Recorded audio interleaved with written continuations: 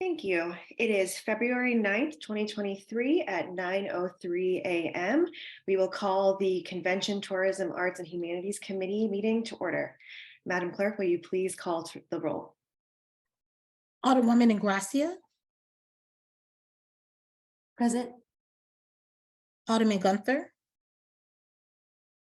Alderwoman Rice, Present. Alderman Todd, Present. Alderman Stevens, Alderwoman Schweitzer, Present. Alderwoman Peel, Chair Oldenburg, Alderman Gunther, Alderman Stevens, Vice Chair Schweitzer, Alderwoman Peel,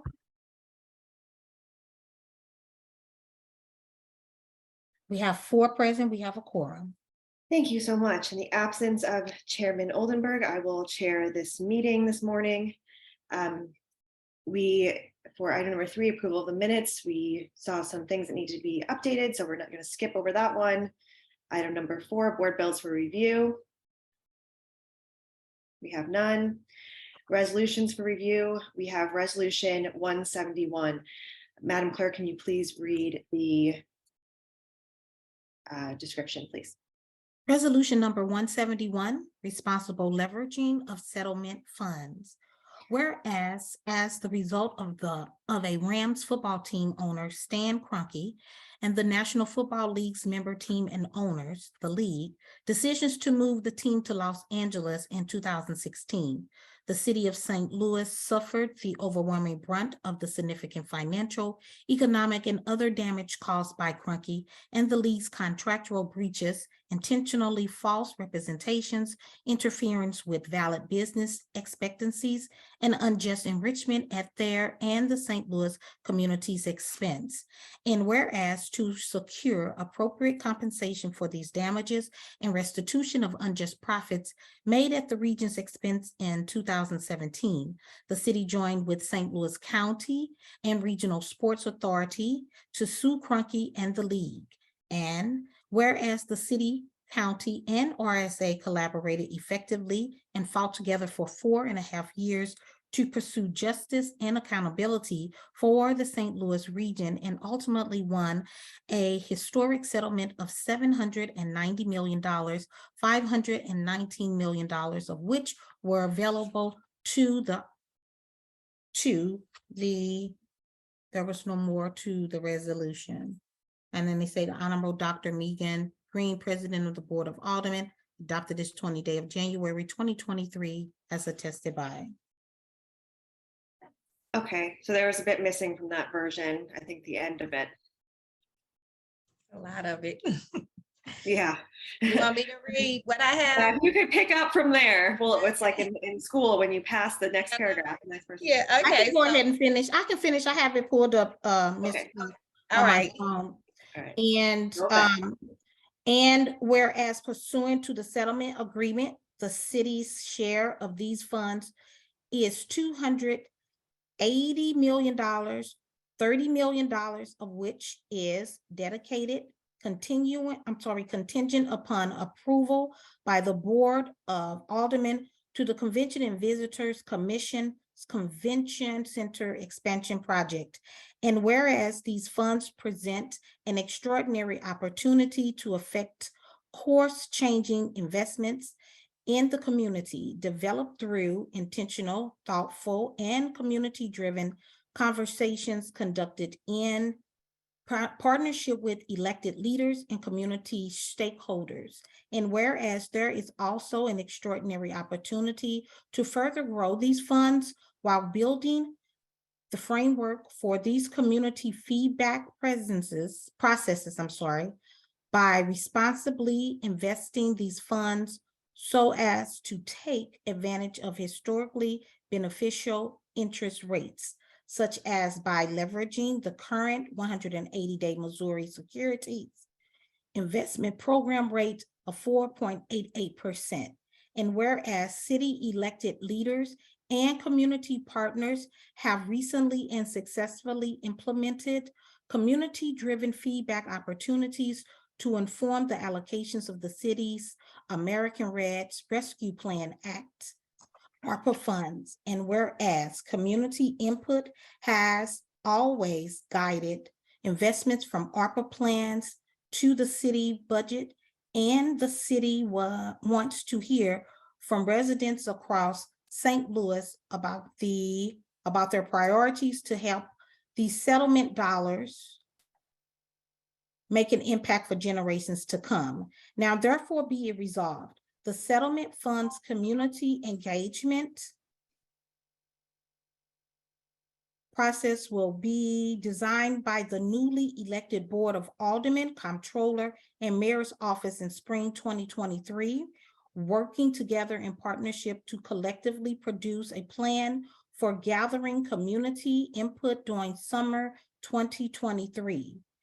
The community engagement process shall include, but not be limited to, digital or paper surveying, virtual or in-person town halls, and virtual, because I can barely see. Feedback or virtual in-person town halls and virtual or in-person meetings with community stakeholders. Feedback should be sought on, but not be limited to, ways the settlement funds can be leveraged to reverse historic wrongs and invest in, on, but not be limited to, ways the settlement funds to be leveraged to reverse historic wrongs and invest in disinvested neighborhoods throughout North St. Louis and in pockets of South St. Louis, ways to ensure the basic needs of residents are met, and ways residents can benefit equally from development, including through affordable housing, infrastructure improvements, economic empowerment with small business loans and technical assistance, workforce development, neighborhood beautification and revitalization, and other related topics. Introduced this 20th day of January 2023 by the Honorable Shameen Clark Hubbard, Alderwoman 26th Ward. Sorry. Oh, you're fine. Thank you so much for reading that. Alderwoman Clark Hubbard, you're recognized on the resolution. Thank you so much, Madam Acting Chairwoman and the committee. And thank you, Madam Clerk, for reading it. And I think it pretty much speaks for itself, right? And some of the keywords I will pull out of it is responsible, right? And community driven. And then the way that we can use these funds collectively here for the city to right some wrongs as we continue to do as we move forward with these extraordinary opportunities that have been afforded to us through ARPA and now through this settlement. So with that, I would answer any questions from my colleagues and hopefully get a due pass recommendation for resolution 171. I do want to also note that the board did approve past Board Bill 130. We perfected Board Bill 130, right? So it'll be finally passed tomorrow, taking care of that commitment we had for the 30 million. And again, it's noted there's still some deficit in that, but we are again doing the responsible thing here, and we're trying to continue that and sort of tee this up for the new board, right? The new 14 that'll be coming in. So wonderful, thank you. I see no community speakers today, correct, Madam Clerk? Okay, and wonderful. So thank you. We'll go through the committee to see if anyone has questions. Alderwoman Ingracia. I don't have any questions, but just wanted to thank the sponsor for bringing this resolution forward. I think it's a nice commitment to illustrate to the incoming alderpersons next session that we as a board right now value the community outreach and engagement process with our residents. This is an unprecedented amount of money for the city, and so making sure that we spend it wisely and possibly save for future years and generations to come, I think is an incredible opportunity. And I would like to be added as a co-sponsor, and I have nothing further. Thanks. Thank you so much. Alderwoman Rice. Thank you so much, Madam Chair, and thank you, Alderman Hubbard, for bringing this resolution. I guess the only bit that I am a little bit concerned at is we're talking kind of about, well, of course, we're talking about things that we've recently invested in because those are things that also need to be being invested in. But one of the conversations that I had been hearing around the ARPA settlement, or sorry, the RAM settlement money, was early childhood education or specific youth programming. And I don't see any of that. Like, so I guess, and I don't see that in the now therefore be it resolved piece. And I'm wondering if that's something that we could, like, if you're imagining that this sort of list of things here, just at the very end, infrastructure improvements, affordable housing, economic empowerment, if that's like a limiting list or just sort of a beginning example list, or if that's something that we could expand on. So the only way the only thing that jumps out to me is the but not limited to Okay. piece in there.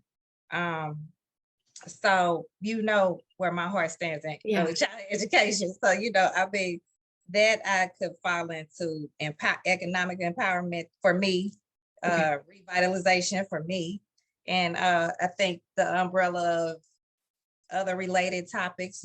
But again, I think the but not limited to would catch it too. But if you really are adding, if you want to feel like you want to add that, I don't see but I need an amendment and all of that. Well, yeah, I mean, I apologize. I didn't come up with like the right way to sort of insert that language in here. So maybe it's something I'll think a little bit more about before tomorrow morning. And if I come up with a really clean, sort of friendly amendment, maybe we can insert something on the floor. Otherwise, I might just speak on it and say, hey, listen, like this is one of those areas that we could use this. I mean, it's a huge amount of money. It's less than half of what we have been allocated for the ARPA process, and just this is not at all directed at you. I just really hope that this board and going forward, and the mayor's office, and the city understand sort of the long-term potential of these type of funds. And so I'm glad that you put in there about the the investment program and that type of thing, because we are already earning money back on the investments that's there. And so that is great. A football team and the things that having a sports team like that bring into the city were supposed to be long-term investments. And so and I just my thoughts about kids and early childhood education, and really just investing in our youth in transformative ways, because we just know that they're hurting right now, and that's the piece of things it's harder to get to them where they are and get to them early enough and let them know that they're loved and supported and a part of this city in a meaningful way. So hopefully that's something that the public brings back to this committee as well, or back to the Board of Aldermen and to the mayor and the comptroller as this process goes forward. I'm grateful that you're putting this forward as a robust public engaged process. I think that's really important. So I'll leave it alone for now. If I think I'll call you and we'll see if there's a good way to insert that. Otherwise, we'll leave it alone. But thank you, Alderman Clark-Hubbard. I appreciate it. We speaking the same language on that again with early childhood education, and I know that that that's clearly an investment in our communities. I also think just at a glance, ways to ensure basic needs of residents are met as a mother of five. Yes. Quality childcare, quality early childhood education is a basic need, right? Yeah. So I do think, again, to your point, there are ways to catch it in this and then capture it and then make sure that our constituencies are ready and geared up when we go to our meetings, when we have these public meetings, when we meet people where they are, because I know a lot of things I've been hearing lately in some of our discussions are about people not knowing, what's going on, where's going on, which that is our responsibility and to a degree to make sure that they know what's going on. So that when they create with the surveys, like remember we had those surveys during the ARPA funding meetings, line item that I think would be a good way to make sure we capture that as well. Yeah, great. Thank you. Thank you so much. Clerk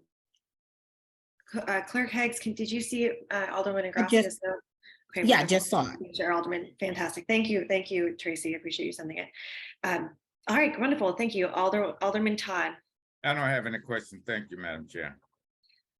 Okay, anyone else? I think we're waiting for Alderman Gunther, but when he gets here, we'll let him ask questions. Similarly to Alderman Rice, my concern is using the funds in a way that allows city services to be delivered in a timely, efficient manner. And I think at the end of the day, that's all about investing in city workers.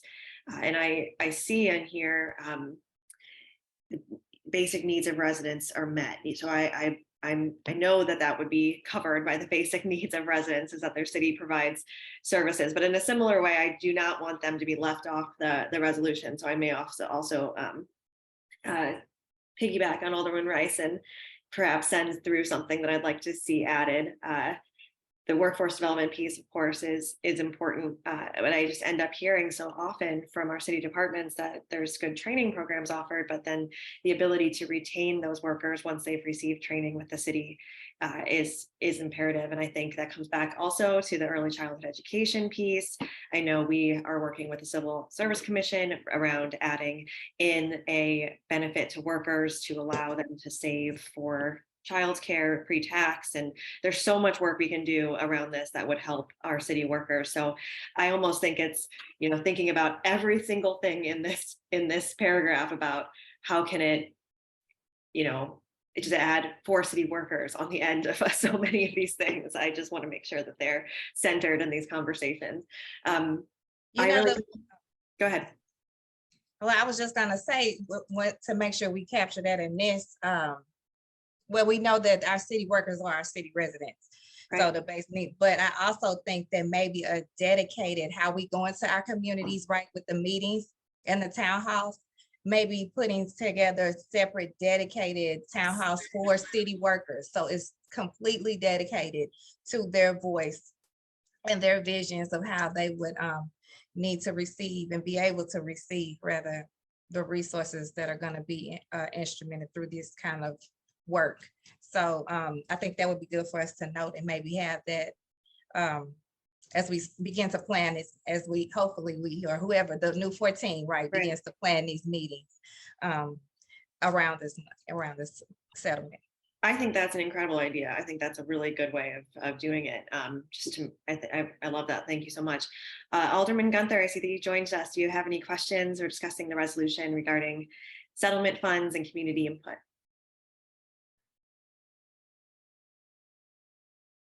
Sorry, we have technical difficulties this morning.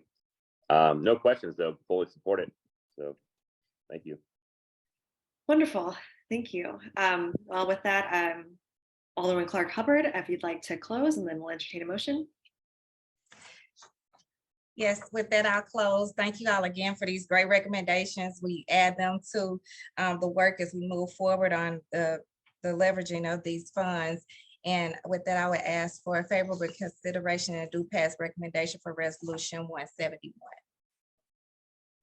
I'll entertain a motion for a due pass recommendation for Second. resolution 171. All So moved. Second, Second. right, Madam Clerk, will you please call the roll?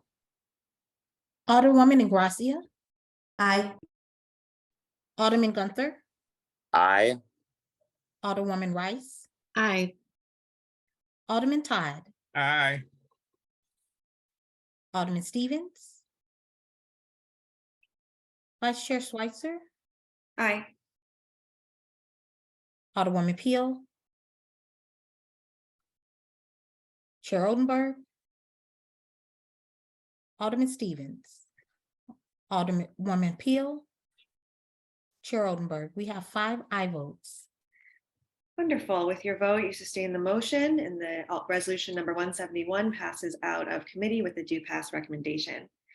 And next, we have committee discussions. Anyone have anything they'd like to discuss? Any announcements? Wonderful. I would entertain a motion to, or can I just excuse them? You just knows? excuse. You Okay, can- wonderful. I would like to excuse Alderman Stevens, Alderman Peel, and Alderman Oldenburg, please. Okay, and now I'd entertain a motion to adjourn. So moved. Second, All right, wonderful. With that, we stand adjourned. Thank you all for being patient as I chaired my first meeting this morning. Good Great job. job. Ian. Thanks, everybody. Bye. Bye.